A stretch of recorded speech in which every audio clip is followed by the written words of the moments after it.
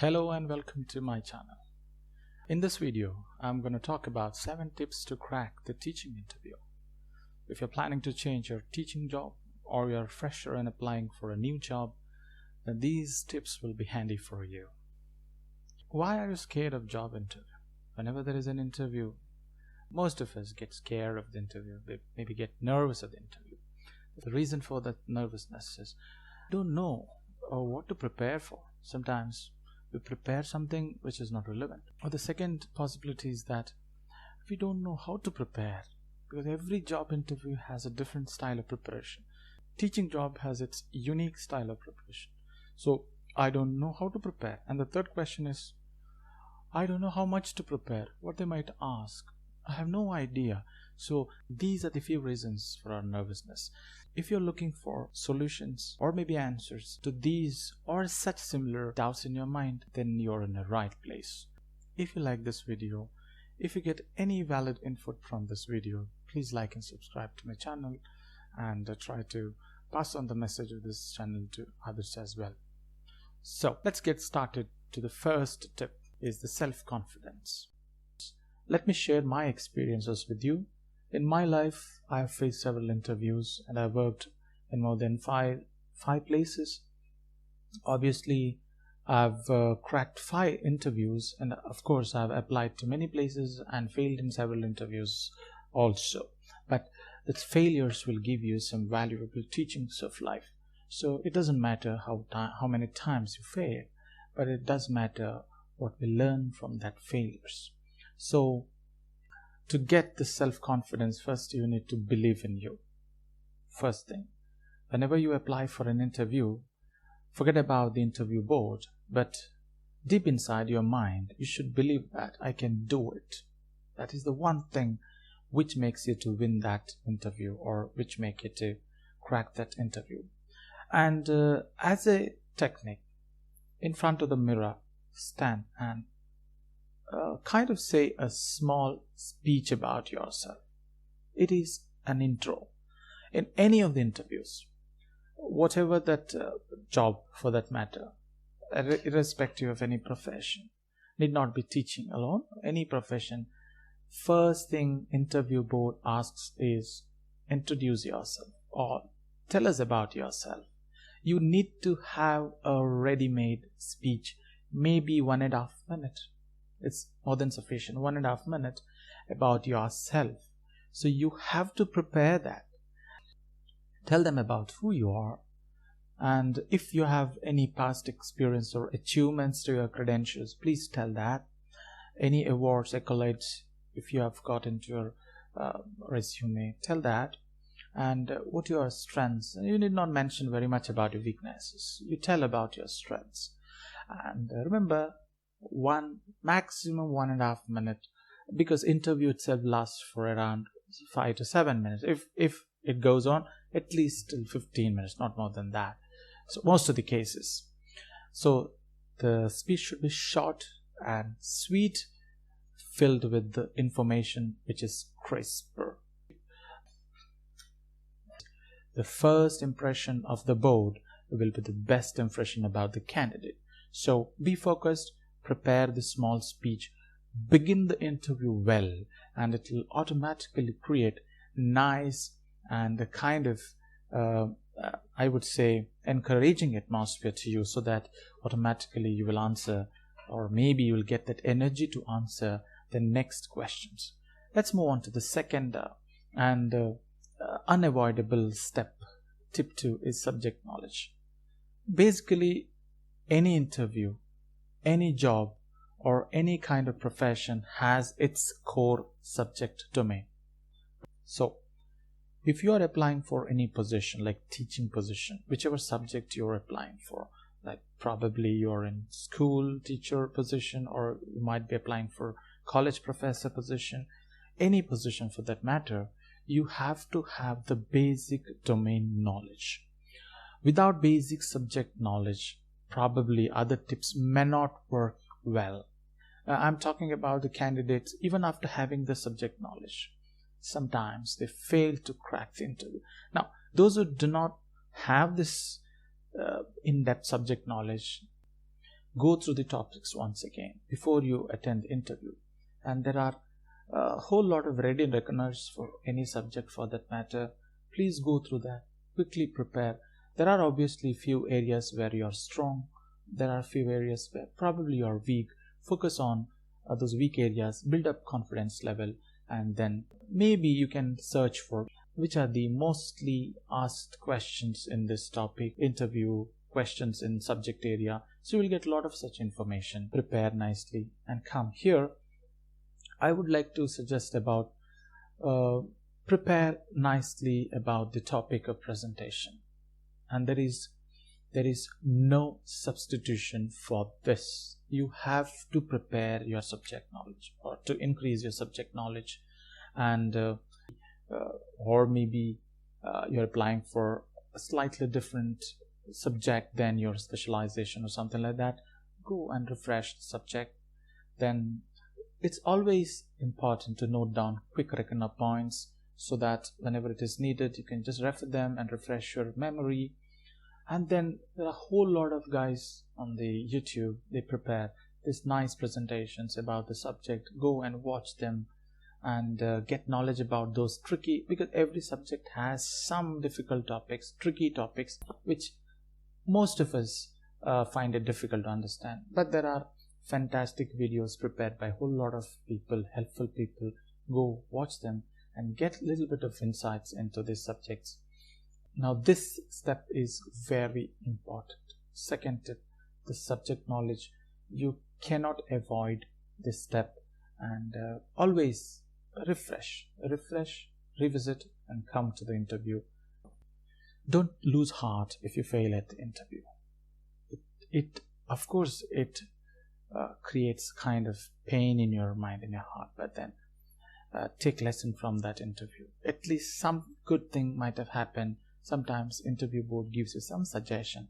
Take it positively and prepare and build on that failure, and that certainly help you in cracking the next interview. Let's move on to the third tip, is communication. My dear viewers, my dear well-wishers, you know that all this teaching professions wherein communication matters. So the language, how confidently you speak to your children, how confidently you speak to your students is very important. They don't only look at your language, though speaking confidently is very important. So they don't measure your worth to the language, because we know that all of us don't belong to the native English region. We all belong to different parts of the world, and probably if you are from Asia or Africa or any part of this world, probably you know 3 to 4 languages. It is sometimes not possible to have mastery over all the languages. So I would suggest it is okay to have a good, not the best, at least good English language command. And then always you can practice, you can refer to those videos where they will teach you about how to pronounce, maybe how to focus on which part of the word or sentence to sound like more like a professional speaker. So focus on that and work on it. Focus on that, and you will certainly learn how to speak professional English language. Then third one is, when you are speaking to the interview board, be calm, be cool. Don't get tensed. It's very important. Don't get tensed. Don't tighten your face, and don't make your face kind of confused. Be calm, be cool. You, if at all it's possible, wear a smile on your face. Not laugh, smile on your face, so that eases the atmosphere. And then maybe interview board also get down to that comfort level with you, so that they will talk to you in a more comfortable way. Then don't use jargons whenever you are talking to your interview board. Keep it simple. Speak in a simple English language, or if it is English interview or any other language interview, in every language there are complicated jargons and there are simple synonyms which can communicate the same meaning as those jargons. So use simple language, clear language to communicate what you want to speak at that moment, what message you want to communicate. Yeah, this is what I'm talking about. Avoid jargons. Then don't try to outsmart them. So very important thing is listen to them. Sometimes it so happens that interviewer might give some wrong information about something, or maybe he might give out something which is not really correct, and you know the correct thing. Don't try to correct at that moment. It's good to, unless and otherwise they try to check your knowledge about the topic. If they're generally speaking not expecting any answer from you, don't try to correct. No sir, you said this is not correct, and don't say that. Avoid outsmarting the interview board, and try to have a nice rapport there. It's very important. And one more very important thing is avoid crosstalk. So whenever they're speaking something, your job is to listen. Though you know the answer at that moment, don't try to jump onto the answering process. No, let them finish. You wait, and once they finish, then you start speaking. It's very important. Avoid crosstalk. And whenever you listen, and if you listen to the complete question, though you got the answer right there, the interviewer is halfway through the question, but it's always a good practice, and it is essentially the right practice to wait till the interviewer finishes his or her question. Then you start your answer. And if you don't listen carefully, if you don't pay attention, you have to use this. I beg your pardon. Avoid this, because it's the smallest time interval. It is very important part of your interview, and it's very important that you focus, pay your full attention to what each person is speaking. Try to process that in your mind and try to answer in a crisper, smartest and smallest way. Don't try to drag your answer just to kill the time. No. Okay? Don't say, I beg your pardon, I'm sorry, I couldn't hear you. Don't say that. Pay attention. You can hear, because you will be in a closed room. So if you pay attention, you can hear what they are speaking. So very important, communication. Now let's move on to the next, is the skills, the presentation skills and the body language. You know, we say that the face is the index of mind. So you can't underestimate the interview board. You can't underestimate the interview board. They're experts. You should know that they select many such candidates each day, so they know you. Before you start answering their actual questions, in the very first interaction, they will come to know, reading your face, that you're a confident candidate or you're a casual candidate. So you're really nervous or you're confident, because your face speaks about it. So that's why you should intentionally know that your body speaks. It's not only your mouth which speaks, your body speaks. Our body speaks more than what our mouth says, right? So more than words, our facial expressions, our gestures, our posture, our kind of unknowingly our body gives out the indication that this person is damn nervous. Purposefully, you have to know some of the things before sitting in front of the interview board. And one thing which is very important is the positive outlooks, that is the body language. You have to show yourself as I'm confident. You should be confident. This is not the end game of your life. It is one interview.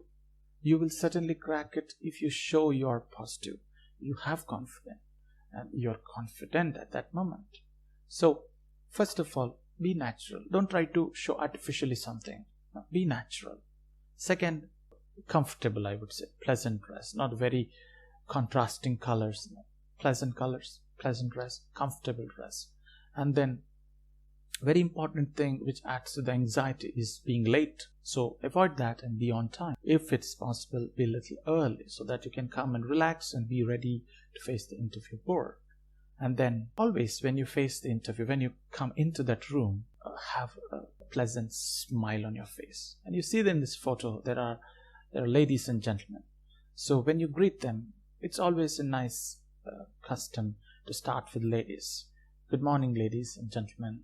Good morning, miss and sir. You can refer them as you like, as your custom is. So, but wear a pleasant smile and wish the interview board. It's very important to start this interaction with a smile, and whatever time of the day it is, to greet them and then start your interaction, and then it will move on as per their will. Now, when you're sitting in front of the interview board, you have to avoid few things which you should know. First of all, jittering fingers. Now, interviewers will look at us, not only our face but also our body, and if you are jittering fingers, the folding across the chest, and we try to give away a lot of such signs with which the interviewers will, of course they know that we are nervous because once they've also faced the interview, but intentionally knowing that these signs are not positive things to leave out. I mean, they're natural though, but then you know that. So try to be in a cool, composed atmosphere, and then keep your hands on your lap, sit straight, and in a cool, calm posture, look at the interviewer and be ready to answer whatever questions they ask. Once the interview is over, don't forget to thank them. Maybe some of the interviewers, sometimes it happens that they're critical, they're rude, or whatever it is. Politely thank them all, greet them, and then you come out. So it will create some kind of positive atmosphere, though at the end, right? It's very important, like your body language, your skills, which will sometime win the hearts of interviewers. Then, obviously, the very important part of the interview is your knowledge about the profession. Now, there are two kinds of candidates we find. The first category is the freshers who have just finished their college. The second candidates are the experienced professionals. Now, about the first kind, I wouldn't say that you should have the complete knowledge about the profession, but at least you should have some knowledge about the profession, important aspects, I would say, about the profession. The second category, very importantly, I would mention, is the experienced professionals. Now, in teaching, the important thing any interviewer will be focusing on is the pedagogy of teaching, because nowadays it's very important that we cater to the needs of all students. And when we say all students, you know that there are different kind of students and different kinds of learning habits or learning approach every student will be following. So these are called as teaching pedagogies or approaches to teaching. Now, probably if you are in teaching field, it is sure that you have undergone training about it or you have studied about it in your teaching course, but be informed about it. Different teaching pedagogies, different teaching methods to different types of learners. Second thing is assessment types, assessment apps. Now, this video I'm preparing after this COVID pandemic. During the COVID pandemic, approximately 2 years, all over the world, there was online learning or blended learning. So whole lot of teaching apps, assessment apps have been into the teaching practice. So be informed about this teaching apps, assessment apps, a whole kind of different apps which teachers used, professors used in their teaching. So have a little bit information, maybe about in-depth information about one or two apps. And then, of course, this is not advertisement for anything. It is just the apps which are used in 2021, I would say. Like MS Forms for the quizzes, TEDx quizzes you use, Seesaw, Kahoot, Padlet, and such many more. So you need not know all of them, but at least something about few of them. It's very important. And the third thing is teaching aids, such as like working models, very important if you are a physics teacher, if you are a chemistry teacher, if you are a biology teacher, if you are a mechanical engineering professor, electrical engineering professor. So it's very important you explain some of the concepts through working models, or maybe through charts, through experiments, through day-to-day items, or through displays, that PPT, or through whiteboard. So whenever you teach, you have to make things more engaging.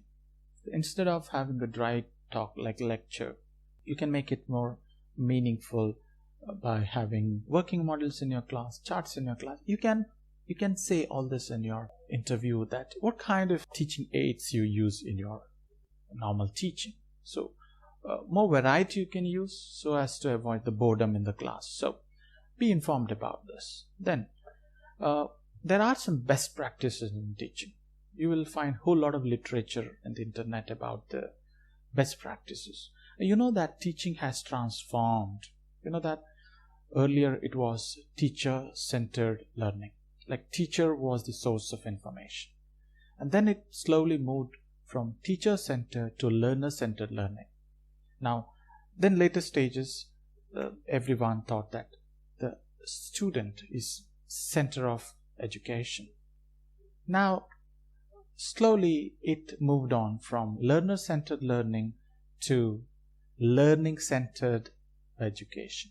Learning-centered education is, the learning is very important. So based on the types of students, we have to devise our learning strategies, right?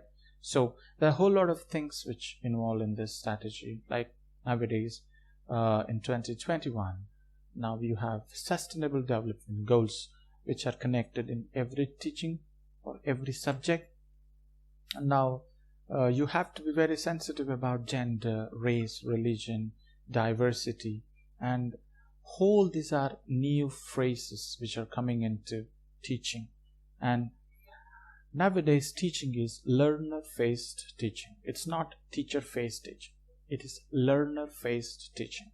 So your point is, the learner has to understand the topic you taught. It is not that I finished the topic.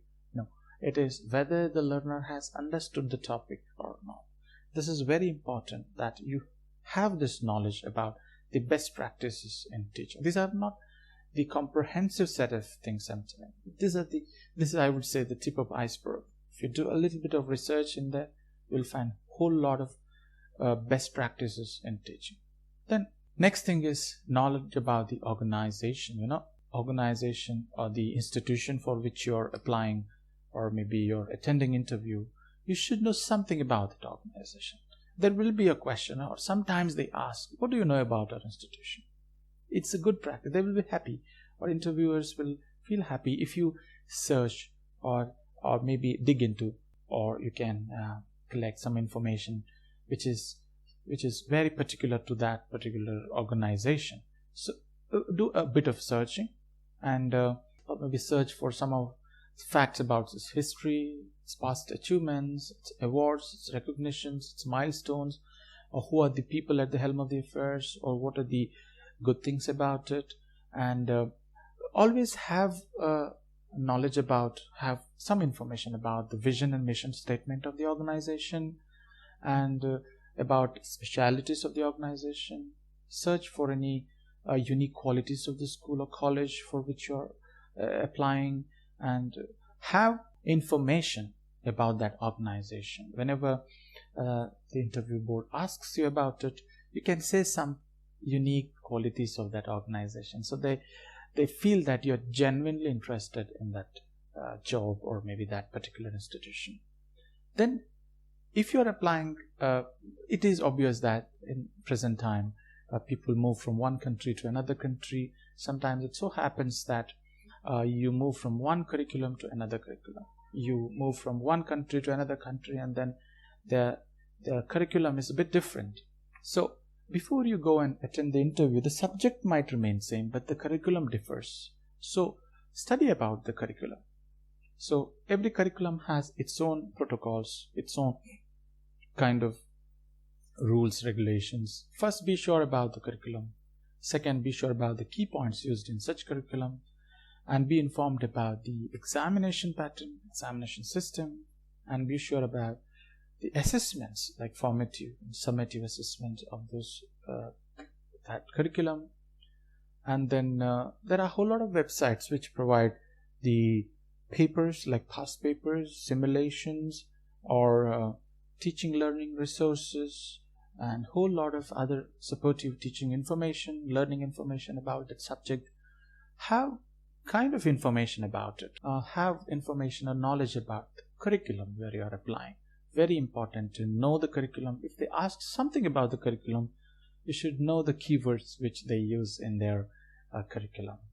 So sum it up. Let's try to sum it up. So these were the 7 tips to crack the teaching interview. Let's try to sum it up. First one is, the most important one, is the self-confidence, and the second one and unavoidable step is the subject knowledge, very important. Third one is the communication. This binds the entire interview together, how you communicate what you know and how effectively you communicate how much you know. And fourth one is the skills. These are very important to convince the interview board about whatever they ask you, like your presentation and your body language. And the fifth one is knowledge about the profession. This is for the experienced candidates, so you have to know what is it which is secret about that profession and in and out of that profession. And then the knowledge about the organization. This will give you a little upper hand if you know about the organization. And finally, knowledge about the curriculum. These are the 7 steps. Maybe they are not in right order, you can connect it in any order, but then these are the 7 tips you have to know, you have to prepare before you attend any interview. And if you prepare in this 7 aspects, or if you keep the 7 aspects or 7 tips when you prepare for the interview, certainly you can crack the interview and you will be successful in the interview, whichever interview you face in the teaching field. Believe that you will be the right candidate for that interview or for that particular job, and go with the confidence, because confidence which makes all things possible. So good luck with your interview, and all success is yours if you believe in yourself and if you go and attend the interview confidently. All the very best. Thank you for being with me till the end. I hope to see you very soon with another informative video. Thank you so much.